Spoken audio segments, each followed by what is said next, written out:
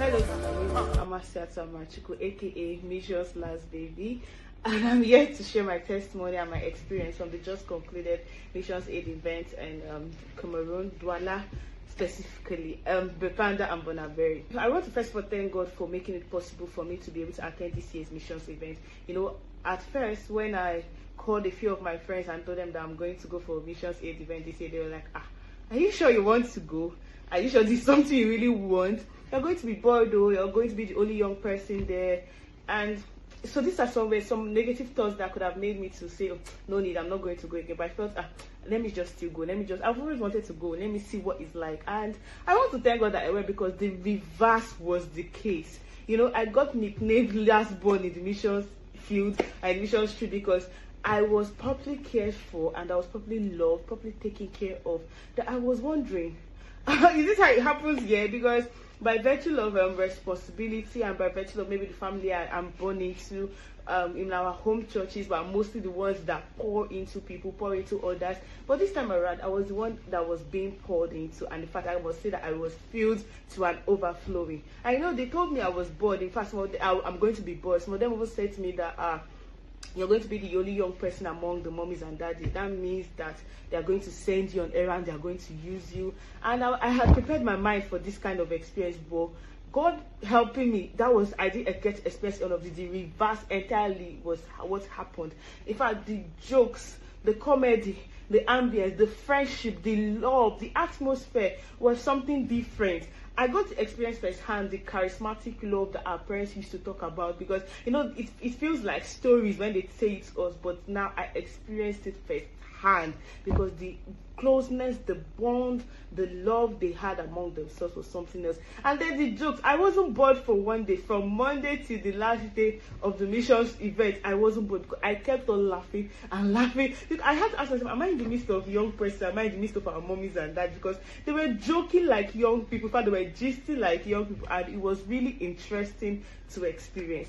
Another thing that I got to experience in the mission field that made me so happy to be there was something we call the morning watch. The morning watch is like our pre-service before we go on our missions trip, and that pre-service was, in fact, it blessed my life tremendously. From maybe by virtue of location, I've not been able to like sit under our executive director, Pastor Amarachi, before under his administration for a very long time.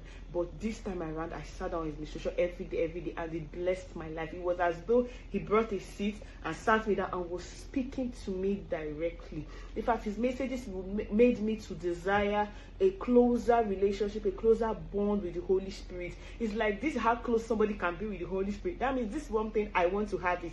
And that's what his messages kept sparking and igniting in our lives. So the morning watch is something everybody should look forward to. In fact, I was asking, can this thing continue online? Please, let us continue this online. And he's like, no, if you continue online, you will not be coming to mission field, I guess. So desire to come to mission field so that you will get to experience the morning watch ministrations. It's going to be a blessing to your life. And then on that thing, I also thank God for the opportunity to be used to minister to people. So when I got to the mission field, I joined the medical team. And so I felt, okay, the counselors will do the administration, the medical team, my department, I will dispense drugs. So I'm not going to do any preaching, but God had to remind me again why I was here. So the moment I was working with in the medical department, a young man came to meet her to collect his drug, and she was dispensing the drug, and she was looking at him and asking, are you born again? And then he said to her, no, when I get to 25, I'm going to give my life to Christ. And she's like, do you know tomorrow? He said, no. And from there, she ministered to him and gave his life to Christ. So it already hit me, or the Holy Spirit had to remind me that medicals is not an excuse that you say you will not you will not be ministered to people. And so the next day during the morning watch, Pastor Emma just said something. He said, you are not here as a tourist. So that was like a two-factor authentication for me. One, medical is not an excuse, and two, I'm not here as a tourist. So the next day I made up my mind that no matter what, I'm going to minister to somebody. So we had two mission events happening simultaneously in the city in Douala. One was happening at Bepanda, and that one was happening at Bonaberi. I was posted to the one happening in Bonaberi. So normally when we come, we're going to the community to tell them we're here, this is what we are here to do, and all those kind of things, to invite them.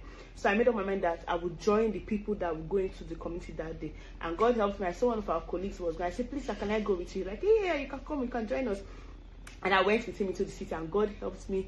I was able to see about 3 young, because at first, it has been matured persons that have become. I say, let the matured person speak to the matured person to give their life to Christ. But I saw 3 young ladies, and I was able to minister to them, and they gave their life to Christ. So it was not just the normal thing of, oh, we're strengthening people in the faith.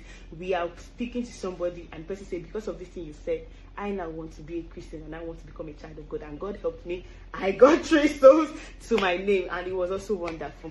Another thing that I got experience on the mission field that made it so exciting for me was the ability to go to Ngoti with our missions director, his wife, and the chairman for this year's October event, and his wife too. And we had planned to go to Ngoti early in the morning because Ngoti is on that branch, but we had to cross water to go there. So I planned to go early in the morning, but it wasn't possible. So towards evening, we said, okay, should we go? Should we not go? Pastor Emma said, no, we'll go, because there are reasons to be afraid, because the water was high. If we are going to cross the sea, we are going to ride against the tides. So it's a risky venture. So we had to ask our executive director, sir, please, are we still going to go? He said, yes, we will go. One thing this thing did to me was to make the Bible very real to me. The Bible became so real. When Paul writes letters to the Corinthians or to the Ephesians, and he says, I write this in chains, these are some of the challenges we passed through to come and see you and whatnot. That was what it became real to me, that so I'm now, it's like we're Paul in this case going to see the brethren, because it took his boldness to tell us to go. Because if it were me, I would have said, this is God's sign telling us we can't go and see these people. Let us just send them messages. I send you my greetings and whatnot. But he said we are going to go. So we entered the sea and we crossed the water. And God took us safely and brought us back safely. The joy, the excitement on the brethren's faces when they saw us, because they had been waiting for morning tonight. Are we still going to come? And they saw us. They were excited. They were delighted. And our secretary, so it's not just physical joy. He ministered to them, and souls they also brought to them. Last thing that I also experienced on the mission field that was very wonderful was the real power of God. We had massive testimonies. This one was not like, oh, my daddy going to the mission field and he's coming to tell me these are the kind of testimonies we see there. This one was happening in my very before. So it's as if God reserved some of his power for the mission field, because I experienced the real power of God. The testimonies were massive, were great. Even from the very first day of our crusade in Bonaberi, there was manifestation of God's power. Even the people at Bepanda, some of them ministered to people, and people dropped their crutches. I was happy to experience this thing, because it's like, in our home church, it's like it doesn't always happen. But in the mission field, it happened. So this is an encouragement to every young person out there. Let's remove the stereotype. Let's remove the negative mindset that the mission field is not a place for young person, or you are not going to enjoy yourself. I personally did enjoy myself. And so I'm saying to you, if you can preach, if you can sing, if you can clap, if you can dance, even if you don't know what to do, come to the mission field and God is going to give you direction. Thank you so much, and God bless you. Goodbye.